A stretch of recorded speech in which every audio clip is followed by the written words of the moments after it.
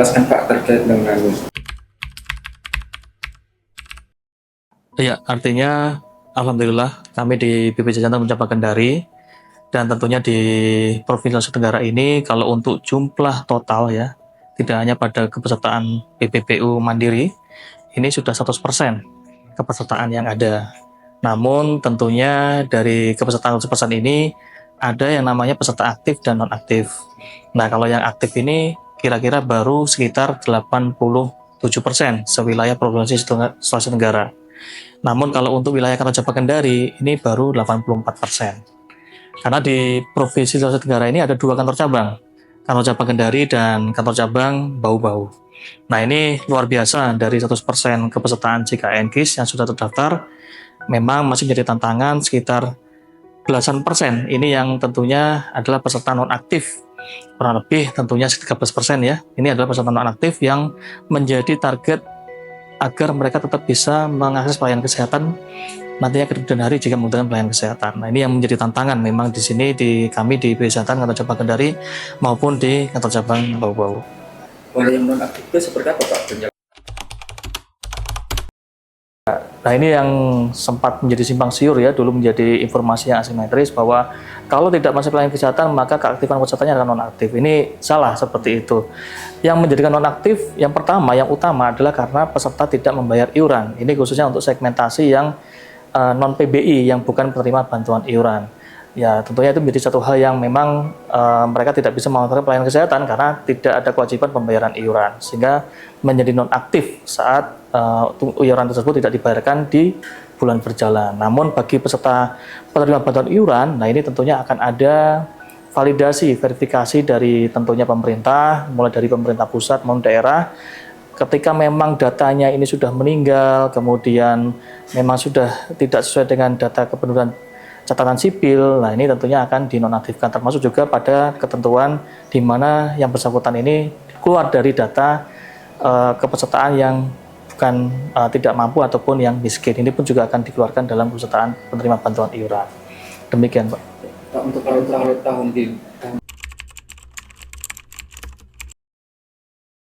Ya, tentunya kami berupaya karena kan sejatinya dalam universal coverage dengan sudah tercapainya 100% kepesertaan JKN di Provinsi Sulawesi Tenggara ini, harapannya semuanya adalah statusnya aktif ataupun bisa mengakses pelayanan kesehatan.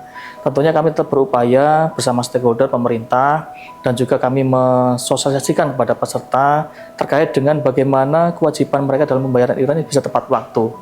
Nah, ketika memang ada hal di mana terkendalanya peserta ini dalam pembayaran iuran, kami ada program rehab, rencana pembayaran bertahap, yang harapannya dengan program yang kami buatkan ini, yang sudah menjadi inovasi kami, agar mereka tetap bisa melakukan menyicil pembayaran iuran sehingga dengan aktif, sehingga tetap bisa dimanfaatkan dalam pelayanan kesehatan. Ini salah satu hal yang kami upayakan dengan kami sosialisasikan terkait dengan program rehab itu sendiri. Ya. untuk program Itu Pak, yang pertama adalah melalui aplikasi Mobile JKN. Nah, nanti peserta akan mengikuti instruksi arahan yang ada di aplikasi tersebut, sehingga nanti akan bisa melakukan berapa termin pembayaran iuran itu bisa untuk dipilih dan dimanfaatkan, sehingga nantinya dalam ketika itu sudah diselesaikan selama termin pembayaran tersebut, maka status peserta langsung aktif. Dan yang kedua adalah datang ke kantor kesehatan memang untuk bisa melakukan pendaftaran melalui rehab. Harapan kami pilihan kedua ini tidak, karena sudah mudah melalui aplikasi Mobile JKN, tinggal download di HP masing-masing dan dipastikan memang kuota internet tersedia. Ini yang kami harapkan. kalau boleh tahu Pak, Ya, kemarin itu mencapai dari kelas 1, kelas 2, dan kelas 3 itu ada sekitar 630.000 peserta yang menunggak di wilayah kerja kantor cabang Kendari. Nah, ini kalau dinominalkan ya ada sekitar puluhan miliar, bahkan sampai ratusan miliar untuk bisa menjadi satu kewajiban iuran yang belum ditunaikan oleh peserta JKN. Ini yang menjadi tantangan kami. ini dengan besarnya jumlah Ya, sebenarnya kalau berdampak langsung, ya tentunya saat ini tidak sangat signifikan. Tapi tentunya ini menjadi satu penyebab ketika dalam cash flow dan juga pendanaan secara mikro maupun secara makro secara nasional, ini menjadi sumbangsi yang tentunya dalam pengelolaan dana jaminan sosial ini bersumber tentunya dari iuran yang dari peserta-peserta yang memang sudah terdaftar. Nah, kalau dalam jangka panjang, ya ini pasti akan sangat berpengaruh dalam hal pengelolaan dana jaminan sosial. Memang di tahun 2025 saat ini, kita tentunya masih dalam kondisi yang masih sehat dan juga tentunya masih bisa membayar klaim kepada mitra Vaskes yang ada. Upaya-upaya dari BPJS Kesehatan. Ya, yang pertama memang ini menjadi satu bagian inisiatif dan juga itikat dari peserta bahwa tidak menjadi persepsi bahwa ketika butuh pelayanan kesehatan baru membayar iuran, tidak seperti itu. Karena harapan kami adalah ketika sudah terdaftar sebagai peserta JKN, maka tiap bulan yang menjadi akad saat kali mendaftarkan diri, ini tentunya dibayarkan tiap bulan rutin selama menjadi peserta JKN. Dan harapan kami pun juga tentunya bagi pemberi kerja, karena tidak hanya pada peserta yang membiayai dirinya sendiri, tapi juga pemberi kerja pun juga demikian. Bagi segmentasi pekerja menerima upah, nah ini tentunya pun juga harus rutin membayar iuran setiap waktu dan juga tiap bulan selama pekerja itu bekerja di perusahaan yang dari pemberi kerja itu sendiri. Ini yang memang menjadi satu ketentuan dan ketetapan ya kami harapkan peserta JKN, pemberi kerja ini mengetahui kewajiban terhadap pembayaran iuran tiap bulannya dan selama menjadi peserta JKN. Pak, kalau terkait dengan pelayanan Pak ini. Ya, ini kalau boleh saya bantah ini karena memang ada kesalahan dalam pemberitaan yang ada dan memang sempat viral itu beberapa waktu yang lalu bahwa bagi peserta JKN yang akan melahirkan itu kedepannya tidak akan dijamin. Nah, ini sebenarnya saat ini masih dijamin dan selama menjadi peserta JKN dan statusnya aktif masih dijamin. Artinya perlu diketahui bahwa dalam persalinan ini kan ada yang penyulit dan tanpa penyulit, Pak. Nah, tentunya di sini kalau memang adanya tanpa penyulit maka diutamakan peserta JKN ini adalah mengakses pelayanan di fasilitas kesehatan tingkat pertama. Bisa melalui bidan, jejaring dari FKTP itu dan juga dokter yang ada di FKTP tersebut.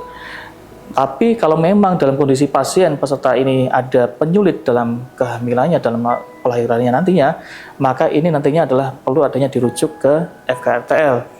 Namun kalau memang dalam kondisi yang gawat darurat, walaupun persalinan normal, nah ini bisa langsung juga ke IGD di rumah sakit. Misalkan dalam kondisi gawat darurat ini adalah ketuban pecah dini, ada kejang dalam kehamilannya ketika akan persalinan, dan juga tentunya adanya pendarahan yang hebat ketika akan melahirkan. Nah ini ya bisa langsung ke IGD rumah sakit walaupun nantinya proses persalinannya adalah persalinan normal. Tapi kalau memang ada bagi ibu-ibu yang dengan kehamilan risiko tinggi, nah ini tentunya bisa dilayani dengan pelayanan operasi sesar. Nah ini yang tetap oleh BPJS Kesehatan dijamin sesuai dengan indikasi medis bagi peserta tersebut. Satu lagi Pak yang terakhir Pak untuk baik, terkait dengan kelas rawat inap standar sesuai dengan Peraturan Presiden Nomor 59 tahun 2024 ini nantinya akan insya Allah per 1 Juli tahun 2025 ini. Nah ini tentunya mekanisme dan juga pembahasan berkaitan dengan bagaimana regulasi dan ketentuan yang mengatur ini masih dalam diskusi di tingkat kementerian dan tentunya oleh kesehatan bersama-sama dengan stakeholder yang ada. Ya, kita sedang menunggu peraturan regulasi turunan dari peraturan presiden ini yang nantinya menjadi arahan dan juga pedoman bagaimana pelaksanaan kelas rawat inap standar ini diterapkan sesuai dengan amanat di peraturan presiden nomor 59 tahun 2024 ini adalah per 1 Juli tahun 2025. Kalau Bapak selaku Kepala BPJS ini melihatnya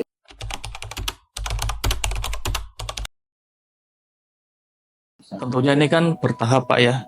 Jadi kemarin pun juga ada statement ataupun penyampaian waktu itu saya sempat mengikuti Menteri Kesehatan sama-sama dengan adanya rapat dengan DPR RI menyampaikan bahwa ada beberapa rumah sakit secara nasional Pak ya. Ini ada yang sudah siap berapa persen, kemudian ada yang memang bersiap berapa persen dan memang ada yang belum bisa untuk dalam hal melakukan implementasi terkait dengan kelas rawat inap standar ini. Nah, ini semuanya bertahap sehingga nantinya per 1 Juli itu pun juga mungkin akan ada arahan karena melihat pada kondisi tidak semua fasilitas kesehatan ini bisa disamaratakan sehingga ya semuanya bertahap dalam hal penyesuaian terhadap kelas rawat inap standar ini sendiri. Kalaupun dipaksakan memang akan tidak baik kalaupun dalam kondisi di mana sarana prasarana belum bisa memenuhi. Nah ini yang kami harapkan minimal dari beberapa kriteria yang ditentukan dalam kelas rawat inap standar ini ada beberapa misalnya 50% lah dari fasilitas kesehatan bisa memenuhi. Ini yang dalam arti adalah harapan bisa mencukupi apa yang menjadi kriteria dalam kelas rawat inap standar itu sesuai dengan Peraturan Presiden Nomor 59 Tahun 2024 ini. Kalau besaran iuran,